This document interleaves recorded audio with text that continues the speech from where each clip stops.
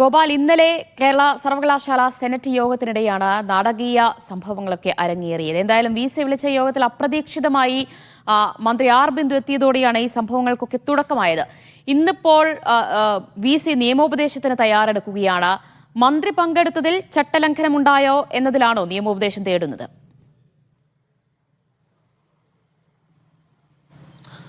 വിവിധ കാര്യങ്ങളിൽ തനിക്ക് നിയമോപദേശം വേണ്ടതായിട്ടുണ്ട് എന്നതാണ് വൈസ് ചാൻസലറുടെ നിലപാട്. കാരണം അദ്ദേഹം ആരോഗ്യ സർവകലാശാലയുടെ വൈസ് ചാൻസലറാണ്. അതുകൊണ്ട് കേരള സർവകലാശാലയുമായി ബന്ധപ്പെട്ട എല്ലാ ചട്ടങ്ങളിലും വ്യക്തമായ ധാരണയില്ല. അതുകൊണ്ട് തന്നെ വ്യക്തിപരമായ രീതിക്ക് നിയമോപദേശം തേടി മുന്നോട്ട് പോകാനാണ് അദ്ദേഹം ആലോചിക്കുന്നത്. കാരണം സർവകലാശാലയ്ക്കുള്ളിൽ നടന്ന വിഷയമാണ്.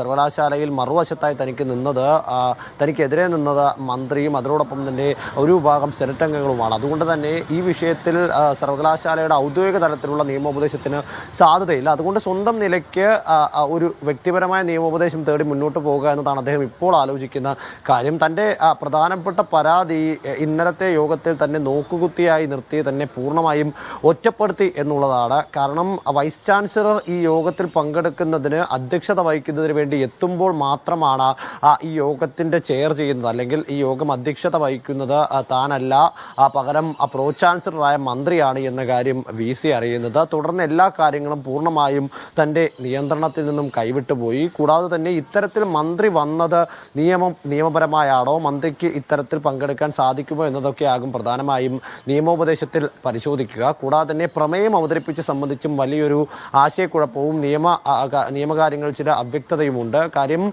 ഒറ്റ അജണ്ട വെച്ച് കൂടുന്ന ഒരു സെനറ്റ് യോഗത്തിൽ പുതിയതായി പ്രമേയം കൊണ്ടുവരാനോ അത് അംഗീകരിക്കാനോ കഴിയുകയില്ല എന്ന് സർവകലാശാല ചട്ടത്തിൽ പറയുന്നുണ്ട് എന്നതാണ് ഒരു വിഭാഗത്തിൻ്റെ ആരോപണം. എന്നാൽ അത്തരത്തിലൊരു വസ്തുതയുണ്ടോ, അതിൻ്റെ ഒരു ആധികാരികതയൊക്കെ എന്താണ് എന്നതൊക്കെ ഇന്നത്തെ ഇന്ന് വൈസ് ചാൻസലർ നിയമോപദേശം വഴി അന്വേഷിക്കും. അതിനുശേഷമാകും വിശദമായ റിപ്പോർട്ട് സമർപ്പിക്കുക.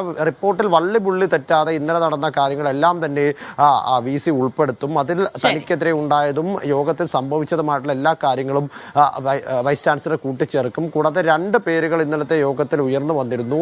ഡോക്ടർ MC ദിലീപ് കുമാറിൻ്റെയും MKC നായരുടെയും ഈ 2 പേരുകൾ ഉയർന്നു വന്നുവെന്നും അത് സെനറ്റ് യോഗത്തിൽ ചർച്ച ചെയ്ത് രേഖപ്പെടുത്തിയ പേരുകളല്ല എന്നുമുള്ള കാര്യം വ്യക്തമായി തന്നെ അദ്ദേഹം ഈ റിപ്പോർട്ടിൽ ഉൾപ്പെടുത്തും. എന്തായാലും ഇന്ന് രാജ്ഭവനിൽ ഗവർണർ തിരികെ എത്തും. അതിനുശേഷമാകും ഇത് സംബന്ധിച്ച ഒരു വ്യക്തമായ ചിത്രമെല്ലാം തന്നെ നമുക്ക് ലഭ്യമാവുക. ഇപ്പോൾ വൈസ് ചാൻസലർ തിരുവനന്തപുരത്ത് നിന്ന് തൃശ്ശൂരിലേക്ക് ആരോഗ്യ സർവകലാശാലയിലേക്ക് മടങ്ങിയിട്ടുണ്ട്. അദ്ദേഹം പോയി വന്നതിന് ശേഷമാകും റിപ്പോർട്ട് സമർപ്പിക്കുന്ന കാര്യങ്ങളിലൊക്കെ നിയമോപദേശം ലഭിച്ച